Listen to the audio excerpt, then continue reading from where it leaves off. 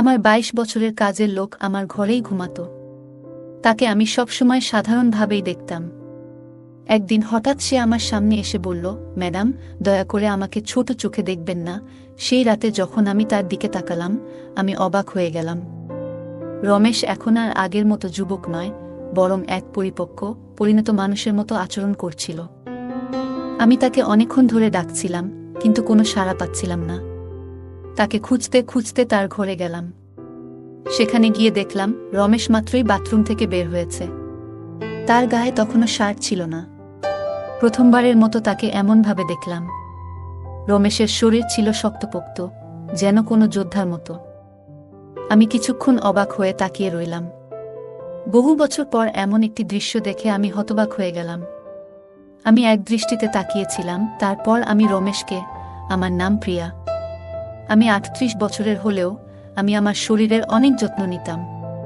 তাই আমার বয়স বেশি মনে হতো না। যখন রমেশ আমার বাড়িতে থাকতে শুরু করল, আমার জীবনে ধীরে ধীরে পরিবর্তন আসতে লাগল।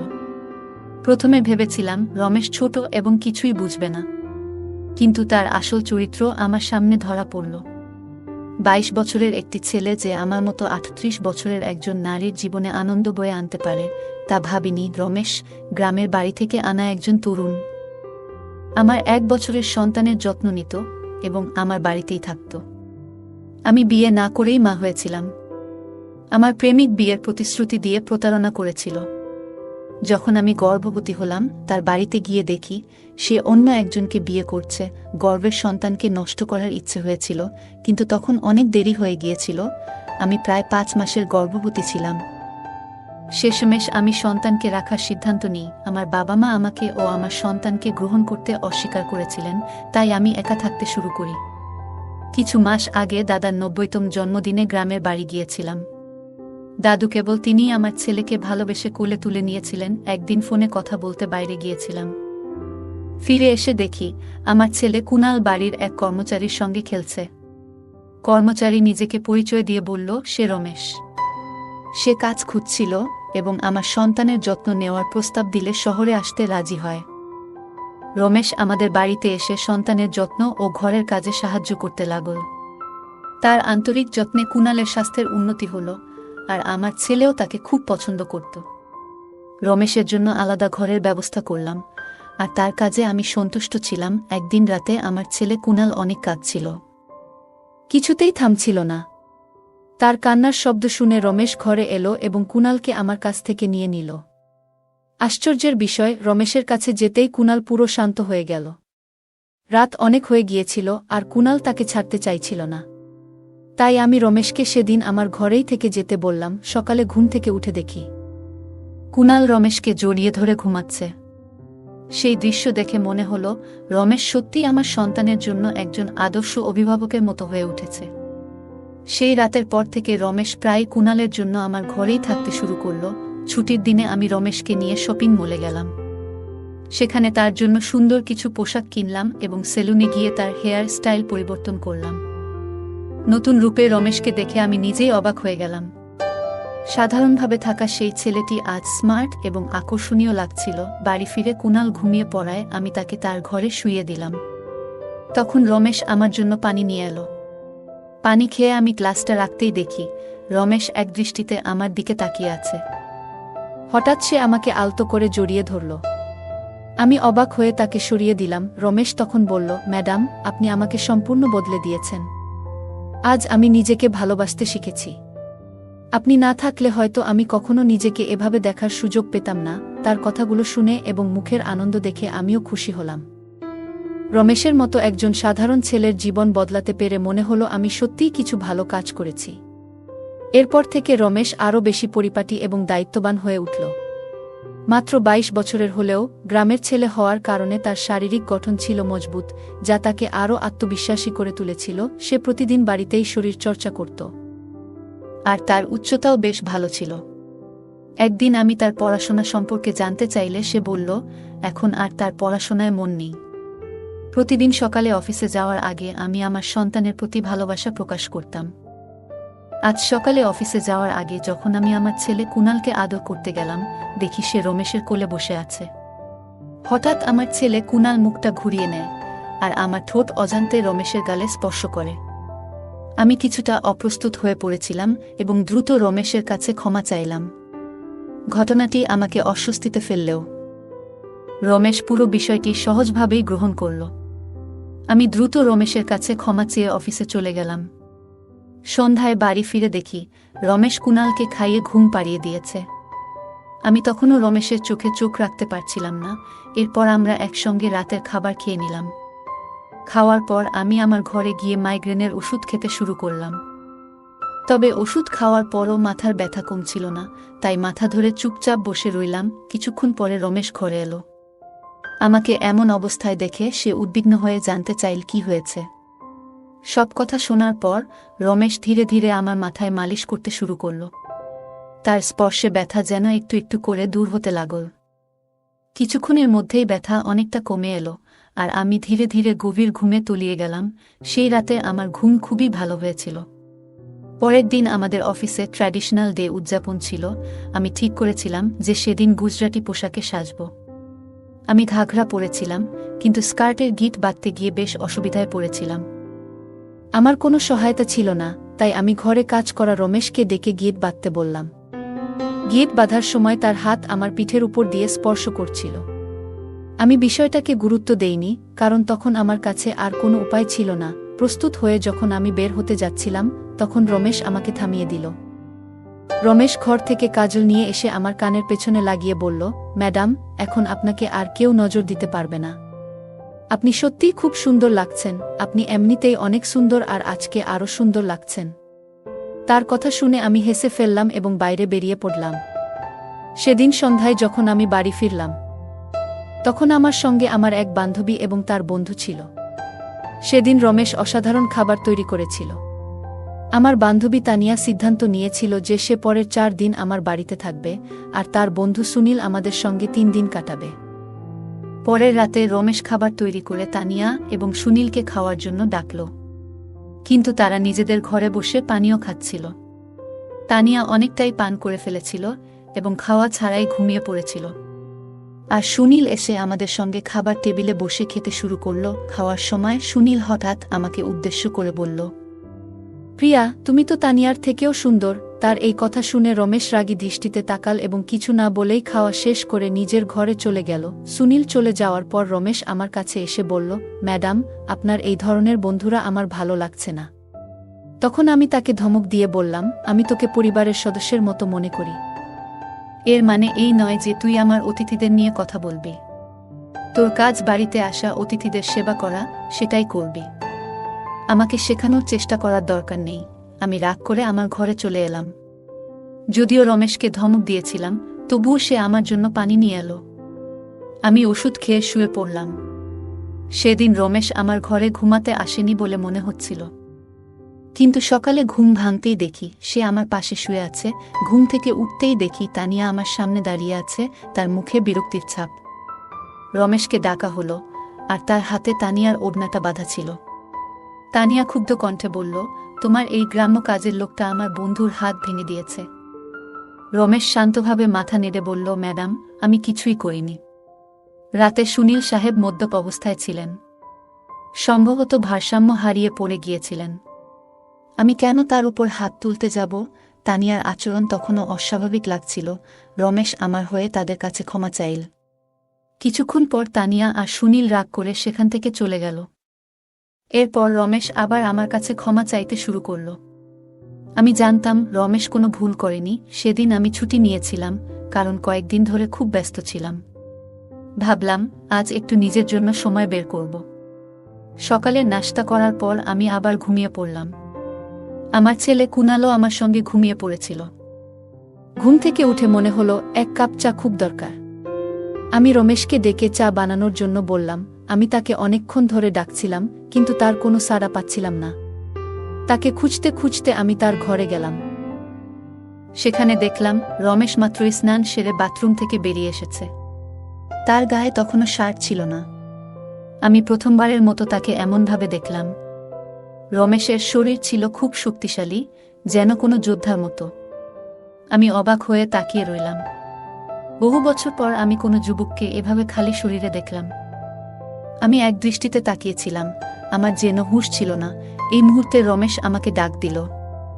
তখন দেখি সে শার্ট পরে আমার সামনে দাঁড়িয়ে আছে, কিন্তু আমি তখনও তাকিয়ে আছি, যেন আমার মনোযোগ ছিল অন্য কোথাও।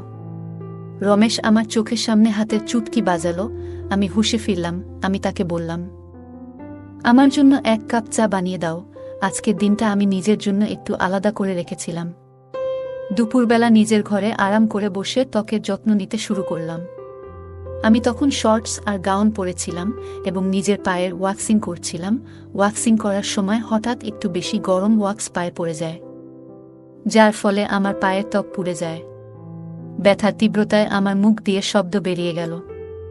সেই শব্দ শুনে রমেশ দ্রুত ঘরে এসে হাজির হল। সে এসে খুব সাবধানে পুড়ে যাওয়া অংশ থেকে গরম ওয়াক্স সরিয়ে দেয় এবং সেখানে ক্রিম লাগিয়ে দেয়। তার সাহায্য পায়ে স্বস্তি এনে দিল, যদিও তার স্পর্শ আমাকে খানিকটা অস্বস্তিতে ফেলেছিল। এরপর আমরা দুজনে মিলে ঘরের কিছু ছোটখাটো কাজ করতে থাকলাম। কিন্তু আমার মধ্যে একটা অদ্ভুত অনুভূতি তৈরি হচ্ছিল, যা ভাষায় বোঝানো কঠিন। হঠাৎ রমেশের চোখ আমার দিকে পড়ল। ব্যথার কারণে আমি আবার একটু কুকিয়ে উঠলাম। রমেশ চিন্তিত মুখে বলল, ম্যাডাম, আপনি বিশ্রাম নিন। যা যা দরকার আমাকে বলুন, আমি সব ঠিক করে দেব। আমি তাকে বললাম আমার পায়ের বাকি অংশের ওয়াক্সিংটাও করতে। রমেশ কোনো প্রশ্ন ছাড়াই আমার কথামতো কাজ করল। কাজ শেষ করার পর সে আমার মুখেও হালকা ম্যাসাজ করে দিল। তার স্পর্শে আমি আরাম পেলাম, আর দিনটি অনেক শান্তিপূর্ণ মনে হল। রমেশের কাজে নিখুঁততার কোনো ঘাটতি ছিল না। সে যেন সবকিছু সহজেই সামলে নিতে পারত। তবে রাত নামতেই আমি তাকে অনুরোধ করলাম, আজ রাতে তুমি আমার ঘরে থেকো না। দিনের বেলায় আমি ঘরে থাকি না, তাই অন্তত রাতটা আমি আমার সন্তানের সঙ্গে একান্তে কাটাতে চেয়েছিলাম। প্রতিবার রমেশ ঘরে থাকা আমার পছন্দ হতো না, তাই আজ রাতে তাকে অন্য ঘরে থাকার জন্য বললাম। দিনগুলো এভাবেই চলতে থাকল। কিছুদিন রমেশ ছাড়া আমার ছেলে কুনাল রাতে ঘুমাতে পারত না, কিন্তু ধীরে ধীরে সে কান্না বন্ধ করল। এদিকে আমি নিজেও কিছু পরিবর্তন অনুভব করতে শুরু করলাম। প্রতিদিন সকালে ঘুম থেকে উঠলেই শরীর ভারী লাগতে শুরু করল। হঠাৎ এই পরিবর্তন কেন হচ্ছে তা বুঝতে পারছিলাম না। আমার শরীরের যন্ত্রণা এতটাই বেড়ে গিয়েছিল যে বিছানা থেকে ওঠারও ইচ্ছা থাকত না। তাই আমি অফিস থেকে 1 সপ্তাহের ছুটি নিয়ে নিলাম, যেন কিছুটা বিশ্রাম নিয়ে সুস্থ হয়ে উঠতে পারি। এই সময় কুনাল প্রায় পুরোটা সময় রমেশের সঙ্গে কাটাচ্ছিল। মাঝে মাঝে আমার ছেলের খিদে পেলে কুনালকে আমার কাছে নিয়ে আসত। আজ আমি আমার কোমর ধরে বসেছিলাম। রাতের বেলায় রমেশ 1 গ্লাস পানি নিয়ে আমার ঘরে আসে। আমার কোমরের উপর হাত দেখে সে বুঝে গেল আমার কোমরে খুব ব্যথা হচ্ছে। রমেশ বলল, ম্যাডাম, যদি আপনার কোনো আপত্তি না থাকে, আমি আপনার কোমরে একটু মালিশ করে দিতে পারি। আমার কোমরের ব্যথা এতটাই তীব্র ছিল যে আমি তার প্রস্তাবে রাজি হয়ে গেলাম। মালিশ শুরু করার আগে আমি ঘরের বড় লাইট বন্ধ করে ছোট্ট জিরো বাল্বটা জ্বালিয়ে দিলাম, যেন পরিবেশটা আরও শান্তিপূর্ণ হয়। রমেশ যখন কোমরে হালকা চাপ দিয়ে মালিশ করছিল, আমি বেশ স্বস্তি অনুভব করছিলাম। মালিশ শেষ হওয়ার পর মনে হলো যেন আমার ব্যথা একেবারে হাওয়ায় মিলিয়ে গেল। মালিশ করার সময় রমেশ আমাকে জিজ্ঞেস করল, ম্যাডাম, আপনার কি কখনো কুনালের বাবাকে মনে পড়ে না? আপনি এত সুন্দর এবং তরুণী হয়ে একা কেন? রমেশের প্রশ্নের কোনো সঠিক উত্তর আমার কাছে ছিল না। আমি শুধু মৃদু হেসে বললাম, হয়তো এই প্রশ্নের উত্তর আমার কাছেও নেই। সেই মুহূর্তে কথোপকথনটা সেখানেই শেষ হয়ে গেল। রমেশের মালিশে এমন আরাম পেলাম যে চোখের পাতা ভারী হয়ে এলো, আর আমি গভীর ঘুমে তলিয়ে গেলাম। 2 দিন পর এমন একটা দিন এলো, যে দিনটার কথা আমি কখনো ভুলতে পারব না। আমার প্রিয়জনের সঙ্গে প্রথম দেখা হওয়ার দিন। সেই দিনটা শেষমেশ এসে পড়ল। সারাদিন নিজেকে নানান কাজে ব্যস্ত রাখার চেষ্টা করলাম, যেন তার স্মৃতি মাথায় না আসে। কিন্তু রাতের নিস্তব্ধ অন্ধকারে তার মুখটা বারবার মনে পড়ছিল। মনে হচ্ছিল যেন স্মৃতিগুলো আমাকে ঘিরে ধরে রেখেছে। সে এখন আমার সঙ্গে নেই, তবে সে আমার সন্তানের বাবা। কুনালকে দেখলেই প্রতিদিন তার কথা মনে পড়ে। আজ আমি আর আমার আবেগ ধরে রাখতে পারলাম না। ঘরে বসে হঠাৎ কান্নায় ভেঙে পড়লাম। আমার ছেলে আমার পাশে ঘুমাচ্ছিল, কিন্তু তখন আমি সেটাও খেয়াল করিনি। আজ এমনকি আমি আমার ওষুধও খেতে ভুলে গিয়েছিলাম। রাতে রমেশ 1 গ্লাস পানি নিয়ে আমার ঘরে ঢুকল। আমাকে কাঁদতে দেখে সে আমাকে পানি পান করালো। আমি কিছুটা স্থির হলে সে আমাকে ওষুধ দিল। আমার কান্নার আওয়াজ শুনে আমার ছেলে কুনাল কিছুটা নড়াচড়া করতে লাগল। তখন রমেশ আমাকে নিজের ঘরে নিয়ে গেল। সেখানে গিয়ে আমি নিজের আবেগ সামলাতে না পেরে হঠাৎ রমেশকে জড়িয়ে ধরলাম। আমার অনুভূতিগুলো যেন বসেছিল না। আমার দুঃখের কারণ শুনে রমেশ নীরবে আমার চোখের জল মুছে দিল। আমি তার কাঁধে হাত রেখে বললাম, আজ আমি তোমার পাশে থাকতে চাই, একটু সান্ত্বনার খোঁজে। রমেশ কিছুটা বিস্মিত হয়ে বলল, ম্যাডাম, আমি তো এসব বুঝি না। তার কথা শুনে আমি হেসে ফেললাম এবং তাকে সান্ত্বনা দিয়ে পাশে বসালাম। সেই রাতে আমি তার ঘরেই ছিলাম। কিন্তু সকালে ঘুম থেকে উঠে দেখলাম সে সেখানে নেই, শুধু তার শার্টটা পরে আছে। বাইরে গিয়ে দেখলাম রমেশ কুনালকে দুধ আর বিস্কুট খাওয়াচ্ছে।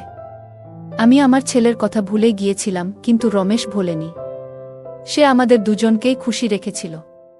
রাতের ক্লান্তির কারণে আমি সকালে বেশ দেরি করে উঠেছিলাম। সারাদিন রমেশ আমার সঙ্গে চোখ মিলায়নি। আজ আমার বন্ধু তানিয়া আমার সঙ্গে দেখা করতে এলো, সে একবারও রমেশের দিকে তাকায়নি।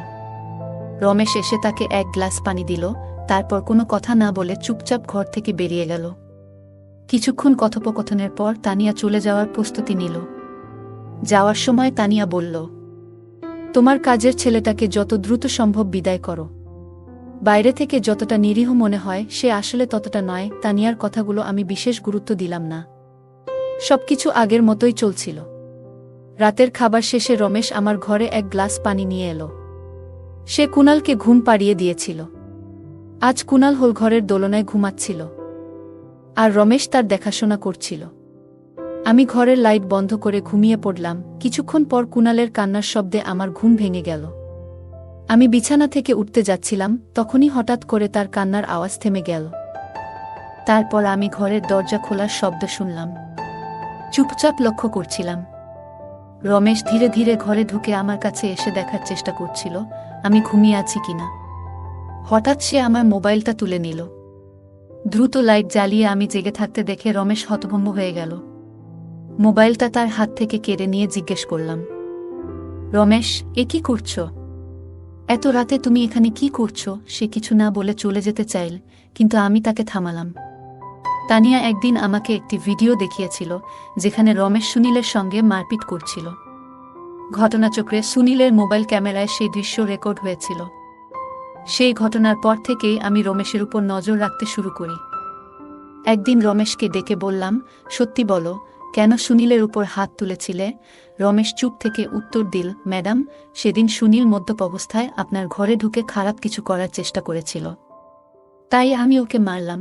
আমি অবাক হয়ে বললাম, ঠিক আছে, কিন্তু তুমি আমার পানিতে ঘুমের ওষুধ কেন মেশাচ্ছিলে? আজ নিজেই দেখেছি। তুমি যা চেয়েছিলে আমি তোমাকে দিয়েছি। এখন তোমার কাজ শেষ। তুমি তোমার গ্রামে ফিরে যাও। আমার কথা শুনে রমেশ শান্ত কণ্ঠে বলল, ম্যাডাম, আপনি যা ভাবছেন তা সম্পূর্ণ ভুল। হ্যাঁ, আমি আপনার পানিতে ঘুমের ওষুধ মেশাই, কিন্তু সেটা আপনাকে কোনো ক্ষতি করার জন্য নয়। কয়েকদিন আগে আমি দেখেছিলাম আপনি ফোনে কারো সঙ্গে কথা বলছিলেন।